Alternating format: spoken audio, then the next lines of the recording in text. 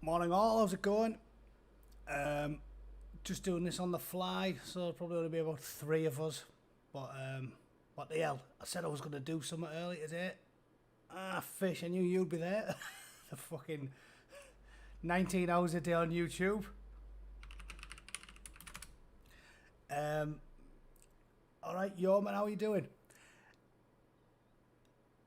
There's a few things I want to talk about today. I got some good questions after my last BBC Spews video. Did you notice as well, Rogo, how are you? Did you notice as well, by the way, that since Lawrence Fox came out and said he was starting a political party, have you noticed how the Tories have gone all like right-wing all of a sudden? Well, not even particularly right-wing, but they're doing what they were fucking paid to do, which is conserve things. They said I've been going on about it. Richard, how are you doing? I've been going on about this for months. Like, it's not controversial to be conservative. Like, I know the Overton windows changed so much now that it's almost controversial to say things that would have been like not even controversial 10 years ago. Really basic, ordinary stuff. Yeah, Yeoman, Fox is not right-wing either. I know you, because you're obviously very right-wing. Everyone's a gatekeeper, but at the end of the day, these people, just like I keep saying, just like normal Labour voters, they have a right to an opinion. And that's the point I'm making. Like, I think it's really bizarre how we're trying to get political now to the point that normal opinions, things that we would have been talking about quite happily 10, 20 years ago, they're even saying that these people are right-wing and they can't have an opinion. Deplatforming, essentially. Robert, all right, I think deplatforming works to such a degree that we deplatform people with perfectly reasonable opinions. Whether or not you agree or you disagree with Fox, or even people right to Lawrence Fox, Farage, again, I'm sure there's people out there, fuck it, the BNP. These people are allowed an opinion. And I find it really fascinating that when people that are very, very left-wing, like no one would deny someone like Ash Sarkar is a communist because she tells people she's a communist, right? That's not a slur on my behalf. When she goes on TV and says, I'm literally a communist, right? That's perfectly reasonable. So surely the corollary must also be true, right? If you can go on Good Morning Britain and say, I'm literally a communist, why can't you go on Good Morning Britain and say, I'm literally a white nationalist? You know, I'm not a white nationalist, but I don't understand why we can't have every opinion.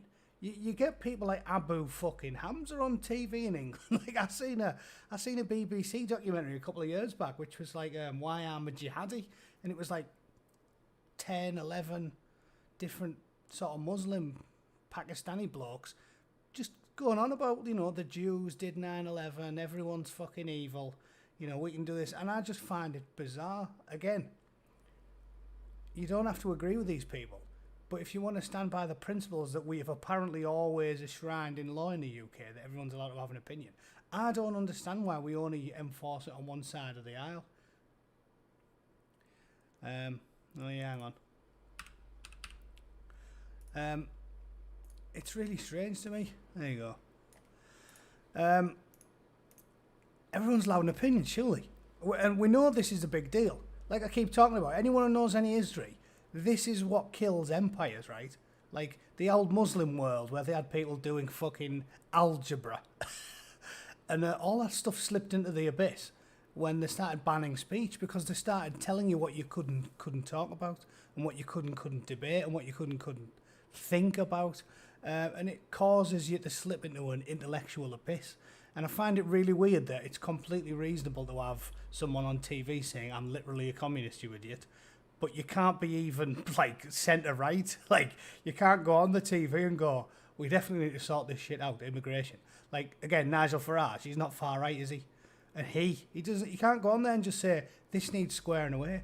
We need the Navy to fucking police the borders. We need to start deporting people who come in illegally. Like, it's just it is literally the law in England. You're not allowed to be an illegal immigrant. It's called illegal. And they make it like it's controversial to say these things. Really fucking weird. And again, that you're not a Nazi if you think that. Because 90% of the country thinks that. Well, more, right? I think even most Labour voters think you should enforce the law.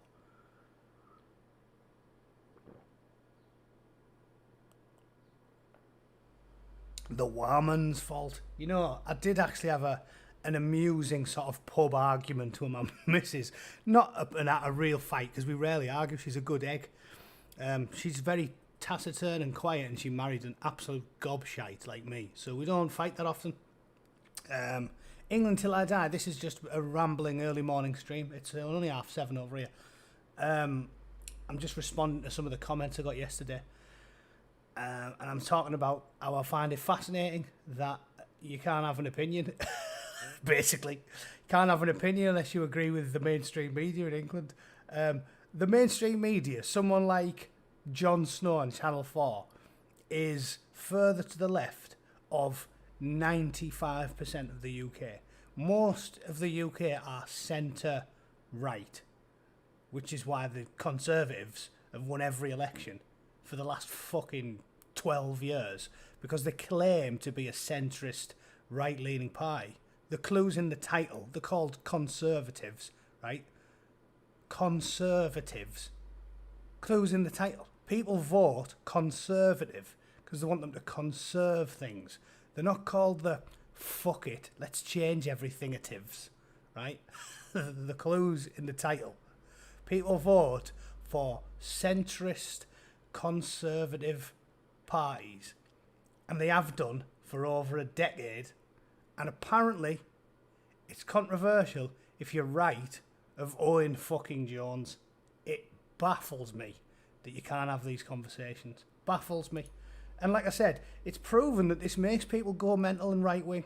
Like, I think people like me, what a lot of people, like Yeoman there, and fucking plenty of people that I talk to regularly, they think I'm a sort of milquetoast centrist because I reject collectivist ideologies, which includes full-blown nationalism. I don't think we need yet, maybe it'll happen in 10 fucking years' time, but I don't think we need to embrace collectivist ideologies. I just don't. Because I think if you enforce good old-fashioned one-nation conservatism, which is what I've always been a fan of since I was like in my early 20s and I started reading about politics and Disraeli and the like, that's what I like. I like that when I was in school, one of my best friends was an Indian kid called Neil, right? But he's born in England, but his mum and dad came over from India, and they had very strong Indian accents. You know, he was first generation. And he was my best friend when I was in school, and he loved fucking England. These people love the country. So that's where me and people like Yeoman there, that's where we disagree. I don't think things are bad enough where we need to start getting all ultra-nationalistic, certainly by race. But the reason it's really important, what I keep saying, people like Nigel Farage get a platform and they're allowed to fucking talk, is because it's a proven fact. It's a proven fact that when you start shutting all these people down and telling them they're not allowed an opinion, it doesn't starve them of oxygen. It doesn't make them go away. It makes them get more popular. And it does. Like, I've never been... Every year, I'm getting a little bit more right-wing. I know I am. I can feel it in my bones.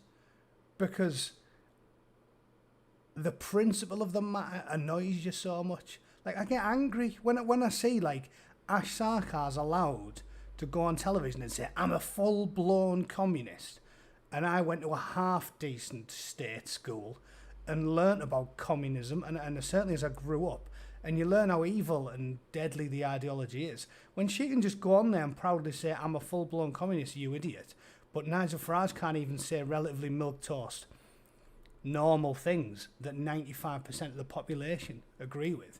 It makes you really angry. It makes you angry, and you think, we're not playing off the same playing field. It's not fair. It's unreasonable. And you start to sympathise with these people. And the borough's rebelling, yeah, exactly. The borough's rebelling. You start to sympathise with these people. So seriously, get a grip of it. The reason I talk the way I do is because I don't want to see the UK collapse into fucking anarchy. And that's what you're going to get. If you don't get a grip of the full-blown communists that are allowed to say what they want with impunity, more and more people are going to go, you know what?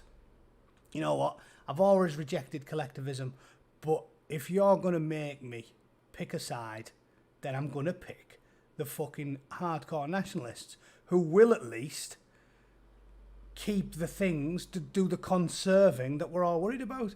I don't want to support these people, but if they're the only ones who are going to do the basics, well, that's my regretful choice, isn't it? So people need to get a grip of it. And again, like I said, I've noticed it works, doesn't it? The system does sort of work. Because as soon as Fox started opening his, in 50 years, the UK will be a kebab shop. I used to joke, right, because there was a bloke in Middlesbrough who worked in one of them fucking kebab shops, like Borough Kebabs. I swear down, he was the double of Bin Laden. Like, he didn't have a beard, he was all proper shaved. He didn't even have eyebrows, but his face was the double. And I was like, I swear down, I think he's just fucking imacked his whole swad, and now he's working in a kebab shop in the Borough. I was convinced of it. I was that close to like snapping a sly photo and sending it off to the fucking FBI, see if I could get the reward.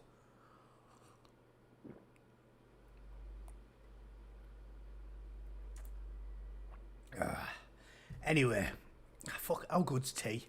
I can't get my head round it. How people drink coffee as much over here. Cup of tea, no sugar, dash of milk, fucking lovely. Anyway. What were the questions I wanted to talk about? Oh, anyway, so that's what I was talking about, Twitter. They're all being right-wing. All of a sudden, Fox makes this party saying, we're going to square it away. And Pretty's up here on here saying, oh, we have to deport all illegal immigrants. Where is she? I was just looking at Pretty. Pretty Patel. Yeah, look here. There she is. Boom. 49 minutes ago. We will protect those most in need and put those who respect the rules above those who take our country for a ride. Fucking well done, Pretty. It's only took you a year. A year of people moaning about it. Again, mainstream. If you stop normal people in the street, 8 out of 10 of them are worrying about immigration. 8 out of 10 of them are saying, why the fuck have we got like dinghies with hairy, scary men on them, rocking up every day and no one's doing anything about it? Why? So now they're addressing it. Yeah, Yeoman, I've told you, I'm not as cynical as you. I am cynical, and I don't like I've been whinging on Twitter at the Tories for a month, but I still believe we can bring it back from the brink, and we can square this away the old-fashioned way with debates and hard conversations. I think it can happen. Like I said, if I'm wrong, I'll change my position. This seems logical. The disagreement I have with the white nationalists, Laura Telder and the like, isn't fundamentally in opposition. I don't oppose a great deal of the things they stand for. I just don't think it's as bad as that quite yet. I don't. I honestly don't. There's so many patriotic lads from all over the place now. You know, you've got young lads whose parents are Polish, growing up in Yorkshire, who are like fucking British and they like it. And the system works as intended. If you apply the rules as they're intended, it does work. If you're letting a manageable number like 40 or 50,000 migrants a year, and you disperse them correctly, and you educate them well in our decent fucking schools, and let the teachers do what they're supposed to, it works. And these people grow up, get a decent education, and assimilate. I didn't go to a private school, I went to a shitty school in Middlesbrough, and as far as they go, it was a decent education. I liked a lot of my teachers. Some of them were fucking weirdos, but it wasn't terrible. Slow immigration down, put the process in place, vet people, assimilate them, everything will be fine. I don't think we're at the point now where we need to flip out about it. I think we need to get back on the tracks, continue as we have done, and it can work. And like I've told you this before, I've told this to Yeoman and a few of the sort of right-wing white nationalist types, it will work. There's probably about 1.5 million illegal immigrants in England at the moment. if they just enforced the existing laws, so you're not even being controversial, you're just enforcing existing laws and actually deported these people, most of our problems would be over. Can you imagine? The NHS would suddenly have spare beds. So there's suddenly be more jobs because there's going to be less people getting paid under the table. It'd fix loads of problems. The difference would be profound if we just enforce the law. We don't even need to change anything.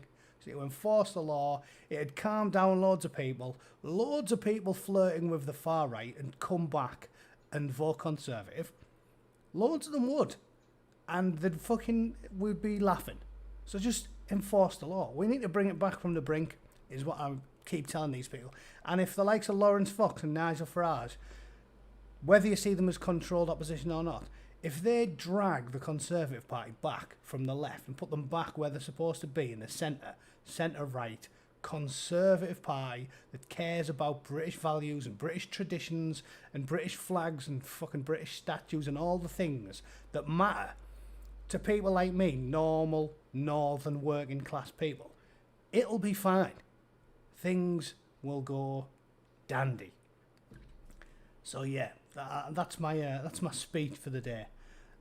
What was the question? What was the other question I wanted to get to that made me laugh? Oh yeah, I was talking about this the other day. Black History Month. Like, they won't shut up about it. Again, it's toxic. It's toxic discourse to go down this road. I nearly said route there. You notice how the Americans say that wrong. Route. Just to talk about, so I don't want to sound like a pretentious twat, right? This is what, because this annoys me. I'm a proper, like, proud northern military dude. And I hate the way when I occasionally pronounce something differently or spell it wrong. Wankers jump on it straight away and go, oh, pretentious cunt. Like me, the least pretentious bloke you know. I'm pretentious. And let me tell you why it happens. Because I was at work a couple of years ago, you know, I haven't been here that long. And I turned to one of the blokes I was working with and I went, yeah, mate, shot that in the bin. And I like threw him a fucking bit of paper and he was close to the bin. And he's like, what? And I was like, shot it in the bin. And he went, I have absolutely no idea what you're talking about. I was like, put it in the bin. And anyway, you get pissed off because you're constantly repeating yourself. How annoying is it repeating yourself? You know, when you're out with your missus, there's like some sort of unwritten rule that you don't ask what more than twice. Like, if you don't hear someone, you don't do more than twice, do you? Because it's annoying. If you don't hear someone, you go, what was that? And then they repeat it. You go, what? And they repeat it again. You never go for the third one, do you? It's like an unwritten rule of politeness. You don't ask them what, because it's like by the third one, you're basically saying, are you a fucking idiot? So the third one, you go, yeah. That's what you do. So living in America, the reason people change the way they speak very slightly is because you get pissed off constantly, every day, people saying, what are you fucking talking about? Every single day. You know how many times you have to repeat yourself if you talk like me? It does your head in. So you start saying, toss that in the trash, mate. And then they go, all right then. And you go, well, that was much better. I didn't have to repeat myself fucking 4 times. So for anyone who's been a wanker and saying things like, oh, look, you spelt colour wrong. What a pretentious arsehole. That doesn't mean I'm fucking, I don't know, what's pretentious? Smoking gitans and wearing skinny jeans. I just spell things differently because if you keep spelling things wrong in a work setting in America, people go, are you retarded? We don't spell it that way. So you go, sorry, and you go back to business. Yeah, I'm not being pretentious. I don't think I'm Mr. Fancy Pants, and I'm special and unique. I'm just fucking sick of repeating myself, and I don't want to look like a retard when I'm sending an email to the boss. So fucking leave me alone with that. So yes, I am aware I spelled honour wrong. Yeah, sorry. Doesn't mean I think I'm in the Bullingdon Boys Club. In honour of Black History Month being imported to the UK, despite the fact that England's not America and it was 99.99% homogenous, today I'm also celebrating German Unity Day, Iraqi Independence Day. I'm saying it in jest, but that is true. Like, honestly, these are American holidays. Fucking American holidays. What has it got to do with England? Black History Month is not a thing in America, in England, because in America they've got loads of cool people to pick from. You're like, oh, Harriet Tubman, she was active in the war and all this cool stuff. All right, RP, how you doing? You're on quite a lot as well for a man with a channel. You're always perusing the feeds, aren't you? I'm just saying, why do we import everything from all around the world now? To go on about Black History Month in England, you might as well be going on about fucking Laotian boat racing day or fucking Moroccan Independence Day or something. It's got nothing to do with us. That's why they have all these cool things, because they've got loads of good history. There was black people doing cool shit in like 1850, 1900s. Like, they've got loads to pick from. We've got Lenny fucking Henry. So don't stop going on about it. It's embarrassing. If we had to try and like pick out, or let's think of a cool black person for every post box in England, we couldn't physically do it. We'd be like, oh, who should we designate this one to? Put Albert down. Who's Albert? Oh, he's a black bloke I know, used to be a bricklayer in 1993. Like, sorry, I'm sure Albert's a nice fella, but he doesn't deserve a post box. Lenny Henry was about as funny as fucking prostate cancer, i.e. not fucking funny. Lenny Henry is, I'm sorry, I don't think I'm a legend of comedy. That's why I don't do it for a living. But I'm quite funny. And I'm definitely funnier than Lenny Henry. Lenny Henry is a fucking tumour on the comedy world. He's terrible. He's worse than like fucking Bobby Davro. And they're out there commending like buildings to him because we haven't got anyone. We haven't got anyone. There wasn't fucking... Honestly, just go on Google. The amount of arguments I've had with young people on Twitter. They don't know that England was homogenous. Like, they don't know. They don't know. Do you remember when they said Dunkirk was too white? Let me see if I can find that one.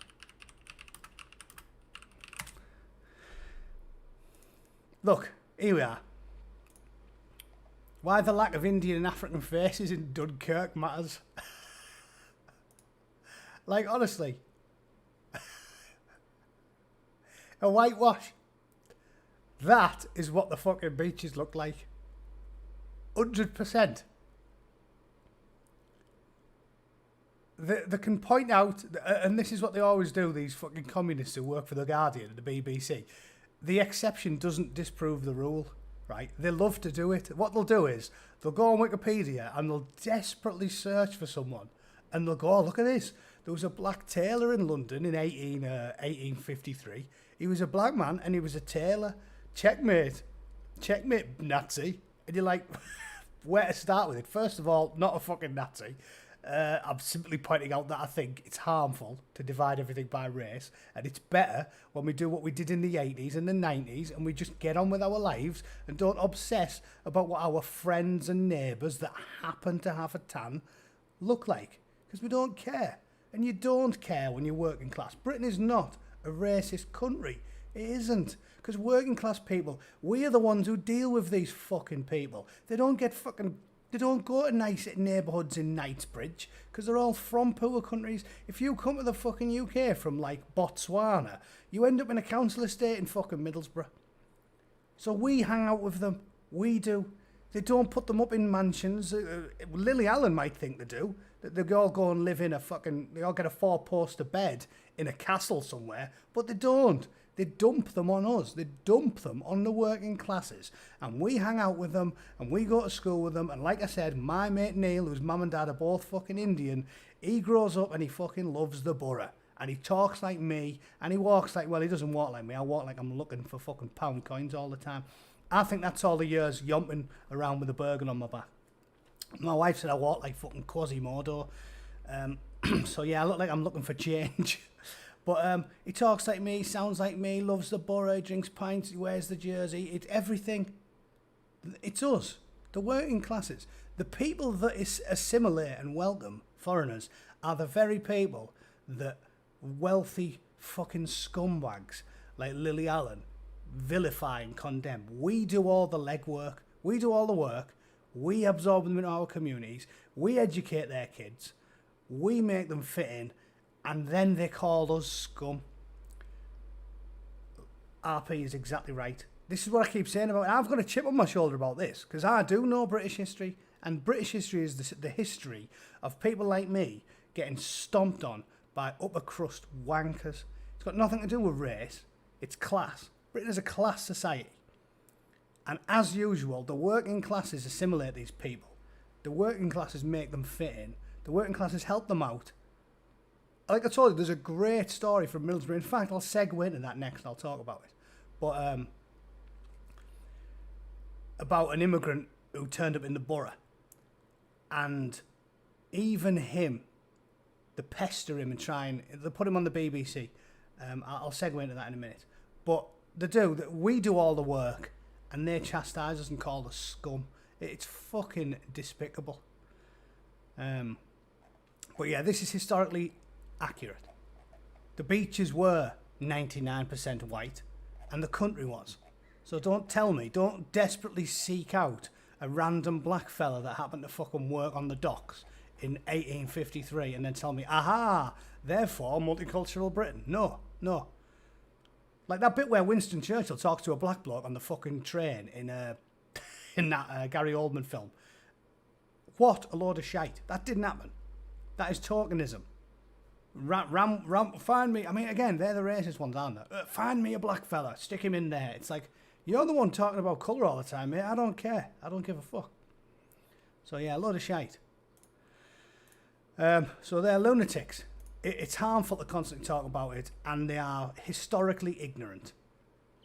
That was another tweet that I wanted to talk about, because I've had a few of this. Obviously, my last video was quite race-based, but it annoys me. It's like, we did a great job with immigration in the UK in the 80s, the 90s, the noughties. Did a great job. Everyone fit in. Everyone got along really well. And we've imported this toxic, Marxist fucking culture where they just want everybody at each other's throats, ramming diversity down the neck, telling everyone they're different, tell everyone they should be bitter and resentful. And it's going to end in bloodshed.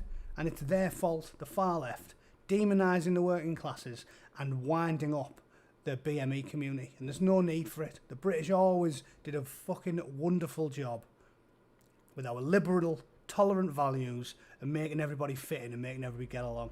And it's fucking disgraceful what these fucking lefty commie bastards have done, making everybody hate each other. Yeah, that was it. That was the story I wanted to talk about. This one here, someone sent me on Twitter. Credits due to him. Chris, random numbers, sent me that on Twitter. Nobody thinks black people are going to be barristers. Well, speak for yourself. Speak for yourself. I do. More than happy to have a black barrister. I'm sure if he's got that job, he's a fucking well-educated chap. More than happy.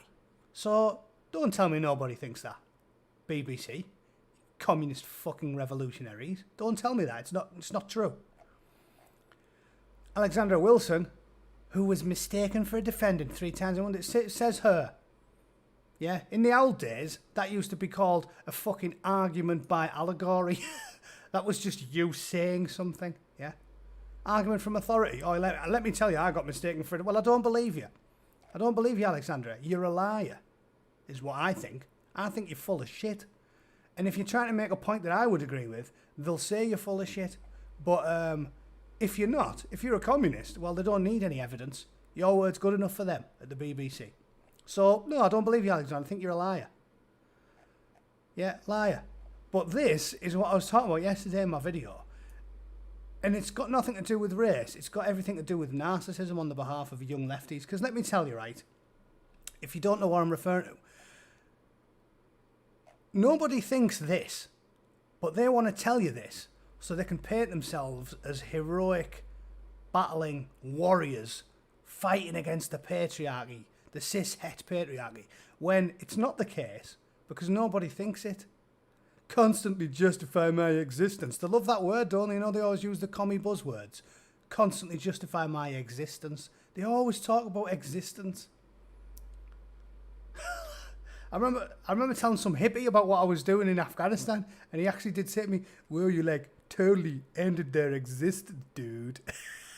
Like, yeah, that's what you have to do. Or you've got a suicide bomber, you have to totally end his existence, dude. That's the way it works. But they love the shit buzzwords. Constantly justify my existence. Liar. You don't. You don't have to justify your existence. Like, she's there and the fucking bloke's in the dock and he's like, could you justify your existence for me? Because I don't believe in black barristers. He's like, what? Nah, I'm not having it. There's no such thing as black barristers. No, let me try. Fucking hell, she's still there. I thought you were a ghost. You don't get black ghosts either. Okay, then the spectral world is prejudice. Like, the fucking mental. So the reason to do it, like I said in the video yesterday, right? The reason to do it, it's not just about race, it's about everything. It's so young people can claim that they're doing all the legwork. Like all the legwork for feminism, for racism, for sexism, for homophobia, for misogyny. Like, you know, you've got all these famous people from history. Harvey Milk, the gay rights activist from the United States. You've got like Martin Luther King. You've got mega famous feminists like Germaine Greer. They did all the work. It's gone. And then all of a sudden, these want to claim that they're doing all the work. Do you remember the story? Where was it? The one I shared yesterday? It might be in my bookmark, because I bookmark all of through the week when I'm checking the news. I always take a bookmark of all the really funny BBC stories that I'm going to use for my BBC News Roundup. And there was one I found. I can't find it now. Remember, I did that one. But it was all about how, like, they were saying how black people weren't allowed to have black hair in the 2000s.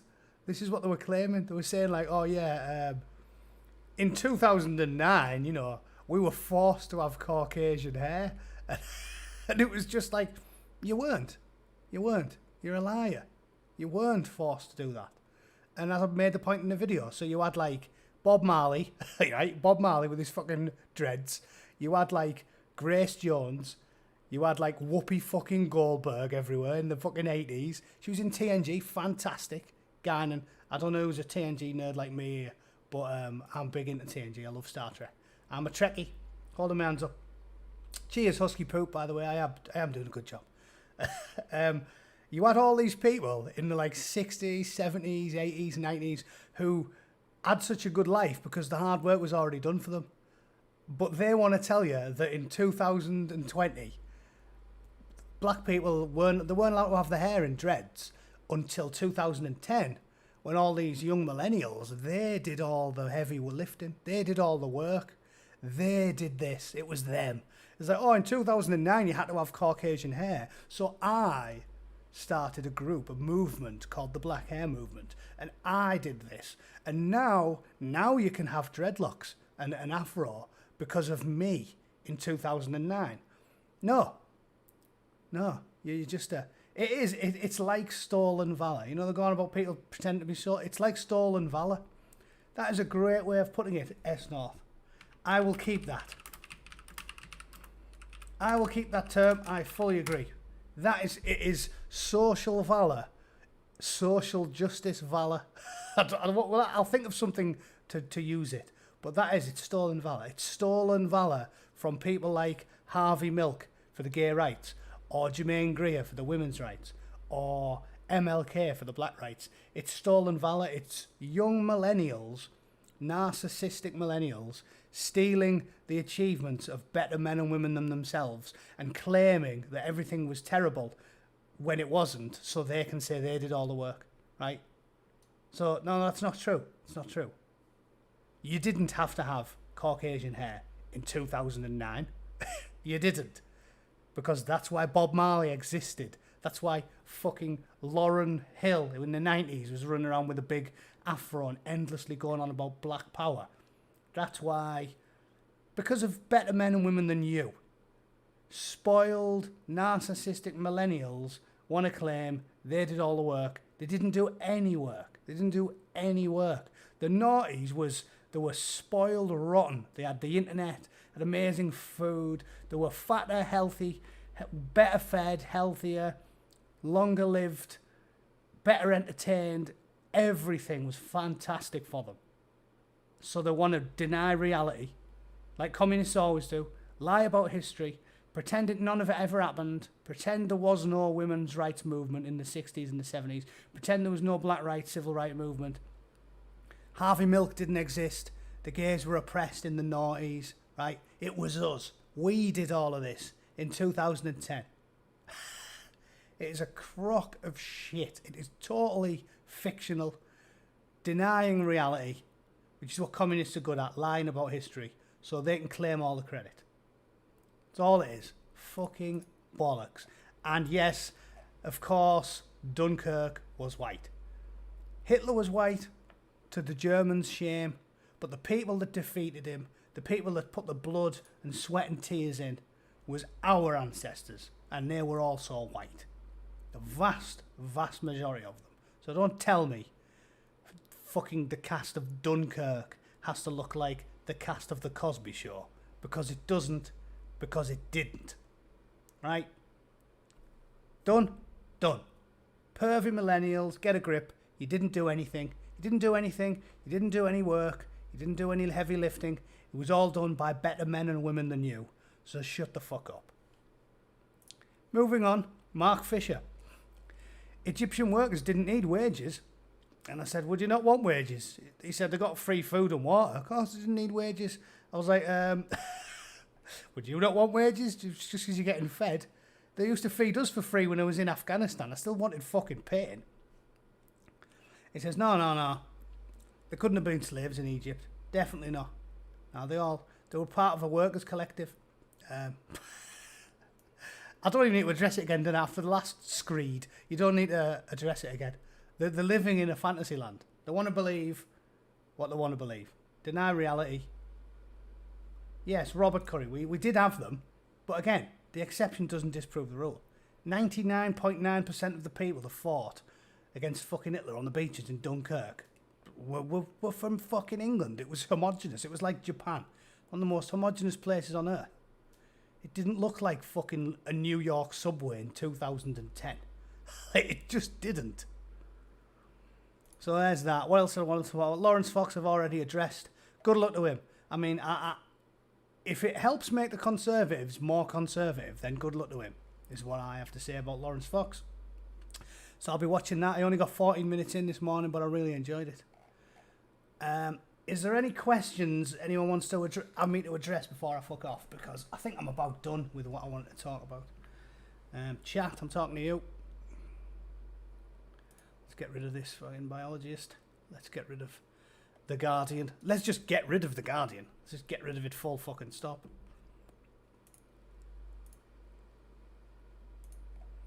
Anything else good on Twitter for me? No. Bollocks. Yeah, no, but it's total nonsense. Did I miss the Antifa pics? No, I haven't done any. I haven't done any today, mugwump. I'll tell you what did make me laugh though. Someone sent me Borough mugshot edition, which I could do. This one is the 21 of the youngest criminals locked up in 2020 on Teesside. Surprisingly bad, the mean streets of Middlesbrough. I mean, it's not like fucking LA. You know, you get the papers in England and it's like, you know, mother loses £40. Like, oh, nice one. And then you come to LA and it's like Bloods and Crips burn down an orphanage. Like, it's hardcore out here. But yeah, 21 of the youngest criminals locked up with Teesside. It made me laugh. One of them was, where was it? Look at him. Like, I like the way he looks like he's had a fucking good shoeing off the plod. Like, yeah, in the borough, the coppers still have to give you a bit of a pasting. What else made me laugh? Jacob McStravick. Teenage dad fucking slashed a reveller in the face. They had an argument over a spilled pint, so he slashed his face open with a fucking Stanley knife and missed his jugular vein by an inch. Fucking bit harsh, that, isn't it? I've spilled a few pints in my life. I've never once felt the need to slash anyone's face open with a Stanley knife.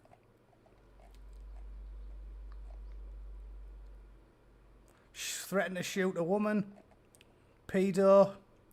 They all look more normal in Borough, don't they? I'm quite proud that they look relatively normal. I mean, he's got a bit of a sloth going on. Wonky-faced fucker. But they look...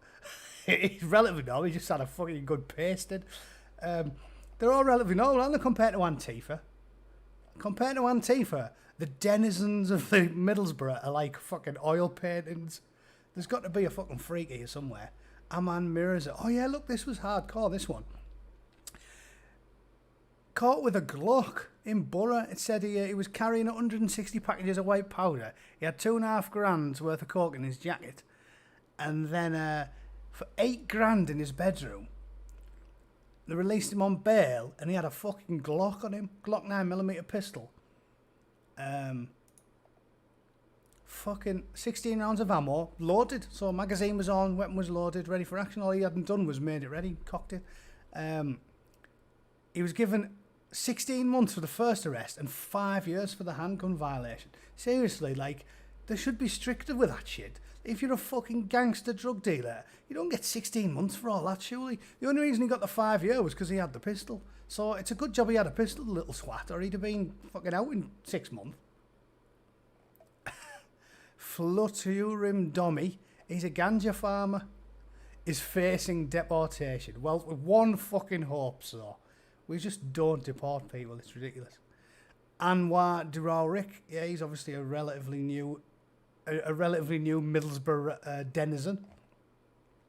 He fantasises about incels and mass shootings. It's kicking off in the borough, isn't it? Teesside man, 22. He had 10 kilos of ammonium nitrate, 7 terrorist manuals. Fuck me. So, in the borough. Mental. There's a man willing to blow shit up. Elroy. What did he do? Drug-fueled driver. It's a bit boring. Daniel Blackburn.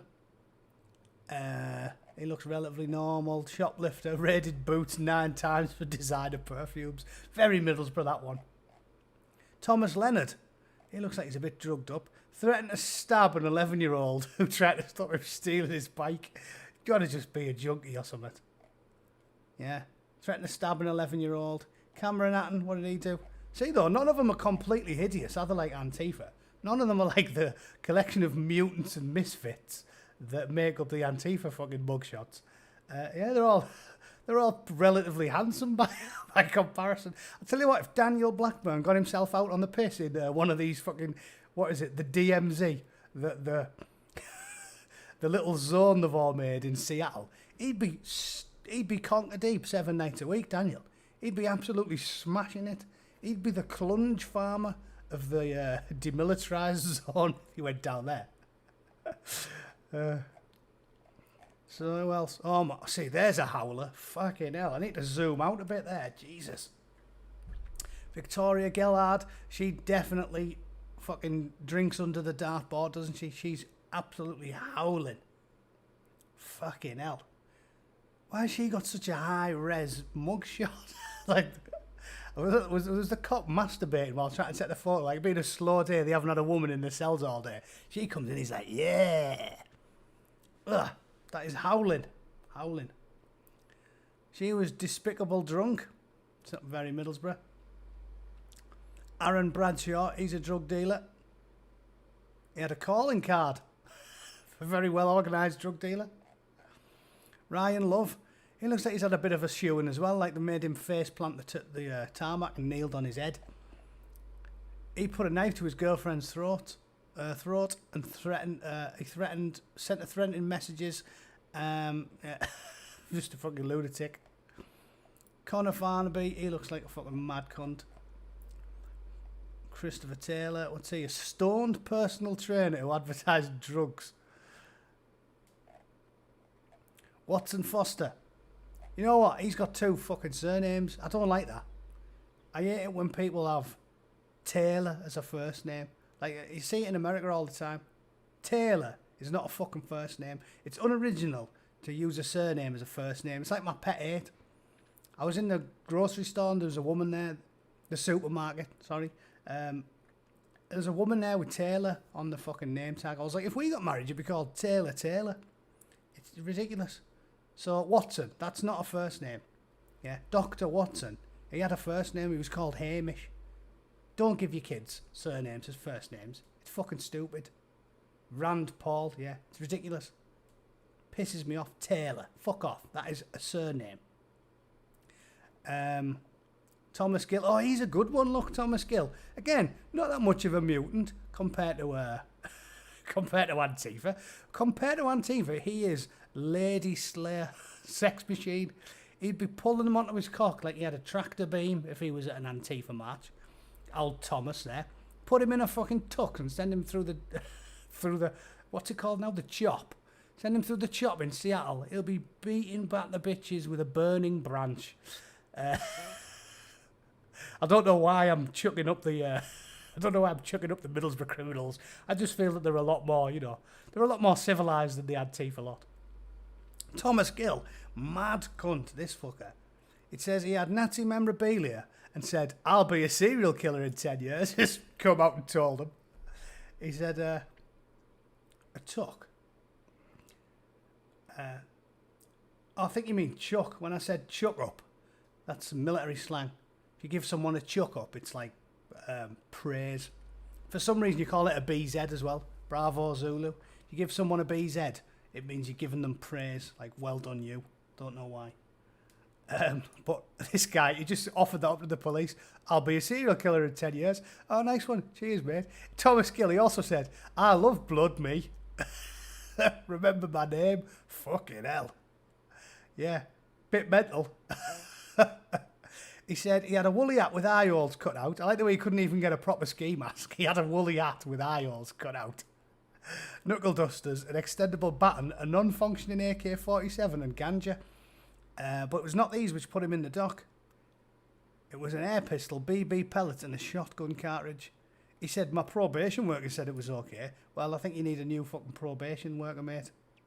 It's nice to have a goal in life, yeah. So, yeah, he's funny. John Militant, there he is, good lad. Doing the Liam Gallagher, fuck off, finger in the paparazzi. Nice one. He blindsided a clubber with a sucker punch outside Aruba in Redcar. I'll tell you what, if you've never been to Redcar, that is a fucking rough town. All they do is fight. I remember when I went to Redcar last time I was home, a couple of years ago, I got off the fucking plane from LA, 8-hour time difference, 10-hour flight, mega jet lagged. I walked into this pub, my phone was out of battery, and was meeting my mate there in Redcar, so it was first fucking stop when I got over from the States. I walked in, stood at the bar, barman come over and give me a pint.